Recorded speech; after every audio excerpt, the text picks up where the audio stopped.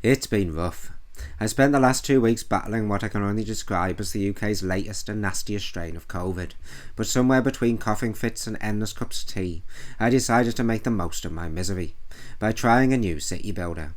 The game I selected, Roman Triumph, a brand new Roman city builder developed by just one guy, Coreffect Interactive. The idea is simple but brilliant. Build and manage a thriving Roman city, keep the gods happy, and survive raids from barbarians and mythical creatures, all to earn the title of Roman Triumph. So does it deliver? Did it help me survive 2 weeks of viral misery? Let's find out.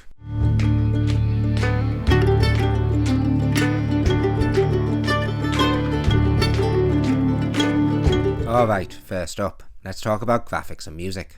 The visuals in Roman Triumph are dark, gritty, and full of that old world atmosphere. Buildings use dull, murky tones, which surprisingly work in the game's favour, giving it a grounded, realistic feel that really sells the idea of surviving on the fringes of the Roman Empire. Weather effects are especially good. Vibrant storms, heavy rain and snow all do a great job of adding life and immersion to your city. Performance-wise, I was actually impressed.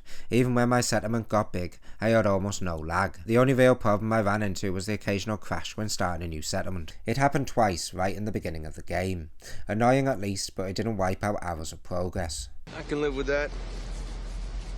Now, animations. This is definitely one of Roman Triumph's weakest points. Townsfolk walk in strange, almost floaty manners, soldiers freeze up during combat, and fights just look janky.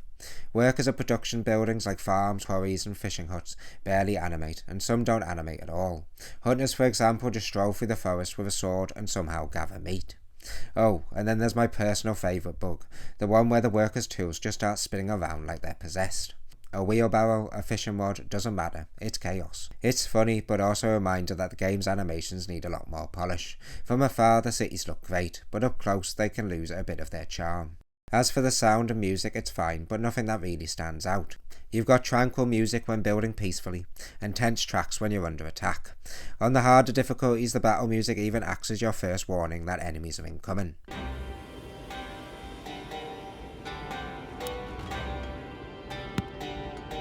Oh shit, here we go again. Unfortunately, there's no chatter from townsfolk or ambient building sounds, just tool noises and combat effects. It works, but it feels a bit too quiet for such a lively city builder. Now let's move on to gameplay, and honestly this is where Roman Triumph shines the most. At first glance it plays like your typical survival city builder. Build up your settlement, raise walls and towers, recruit soldiers, and survive wave after wave of barbarians and mythical creatures, trying to burn everything down. Phil? What do you call that thing? 2 words! But what really sets it apart is how forgiving it is compared to other games in the genre. The city building and management feels a lot like Banished or Dawn of Man. Your people build and grow organically over time, and your main focus is balancing workers, resources and happiness. A feature I love is that townsfolk arrive as visitors, and they'll only stay in your city if the people are happy and there's houses available.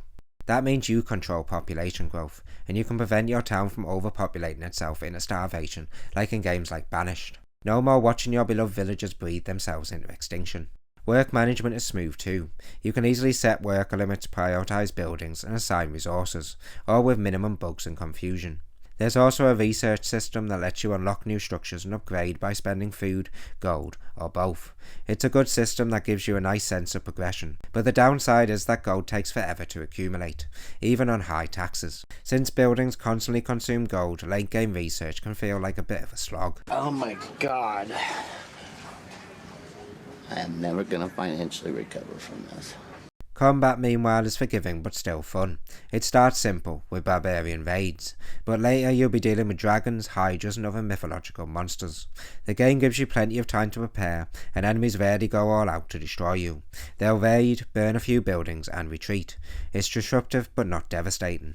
Compared to games like They Are Billions or Darfall, where one wave can obliterate your entire base, Roman Triumph feels much more relaxed, and I actually like that. Overall, the gameplay is just really pleasant. It's balanced, relaxing, and still challenging enough to keep you engaged. As a massive Banished fan myself, it feels like a dream come true. A less punishing version with added combat and set in ancient Rome. When it comes to city management, there's a lot to juggle, but it's handled in a really approachable way.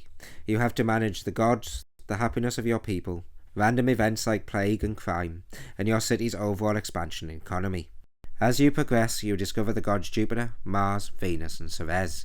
Keeping them happy is important. You can build temples, donate food or host festivals in their honour. Ignore them and they'll punish you with curses, storms or mythical beasts.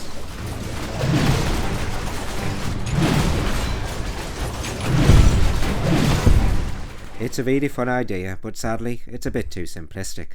Once you've built a temple, priests basically take care of everything. Every 6 months you're given a buff to choose from, and that's it. The gods never really demand much beyond that. Still, when they're angry, their punishments can definitely shake things up, so there's definitely potential here for future updates. Happiness management, on the other hand, is solid. You need to feed your people, keep them safe, provide entertainment, and avoid overtaxing them. Fail to do so, and they'll leave or starve. Tell me what the people are saying. Tell me who they blame for this famine.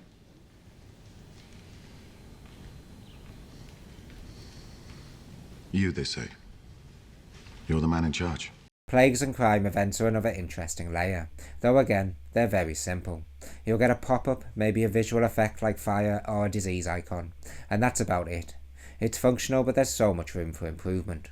Plague can be resolved quickly through simply placing a hospital, and crime by placing a guard post and a courthouse, pretty much allowing both systems to take care of themselves once the buildings are set up similar to churches with gods. What the game does really well is the building system. There's a great selection of structures, farms, hunting posts, aqueducts, parks, statues, and even legendary buildings like the Colosseum and Circus Maximus. Are you not entertained? All of which require resources and townsfolk to keep functional. You will need to make weapons from iron at the blacksmith to create soldiers, and require cloth for villas so your townsfolk can live in them. All of which encourages you to keep expanding and growing your town, while not being too tricky to manage. Placement matters too. Farms and hunting posts perform better in fertile or resource-rich areas, which makes city planning more rewarding. And while there's plenty to build, one thing I wish the game had is ships and ports. Imagine naval trade or sea battles in this game. It would be incredible. Hopefully that's something the developers add in the future. When it comes to gameplay options, Roman Triumph keeps the game sandbox focused. You start by choosing between a European or desert setting. The European map has fertile land, full seasons and vibrant weather, while the desert map is harsher with poor soil and limited farming. There's no snow or storms and food mainly comes from hunting. You can also pick your difficulty, from easy to hard, or jump into sandbox mode which gives you cheats and lets you go wild.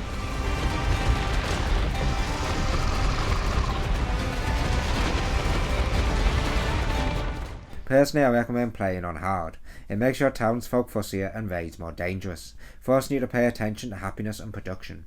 It's not too hard, still easier than most survival city builders, but it keeps things interesting. And if mythical creatures aren't your thing, you can simply disable them. Play against regular barbarians for a more grounded, realistic experience, or keep the dragons and hydras for some fantasy flair. Both options feel right at home with the rest of the game. Sandbox mode is also a ton of fun. You can build your dream Roman city, spawn waves of dragons, and just watch chaos unfold. It's a shame the combat isn't deeper or more cinematic, because the potential for truly epic destruction is definitely there. Still, for a game made by one developer, what's here is really impressive. So, is Roman Triumph worth it? If you want a city builder that captures the feeling of ancient Rome, Roman Triumph delivers. It's well balanced, relaxing, and surprisingly addictive. Some systems like the gods, crime and animations could use more depth. Combat could be better, but what's here already feels polished, playable and distinctly Roman. And honestly, when you're stuck in the house with COVID and you can't stop playing, that's the best compliment a game can get. Now that it's out of early access, I really hope the developer continues expanding it, because the potential here is huge. So if you love city builders and want something to lose hours in, or just need something to distract you when you're under the weather, I definitely recommend giving Roman Triumph a try. If you enjoyed this video, don't forget to hit the like button and subscribe. Thanks for watching.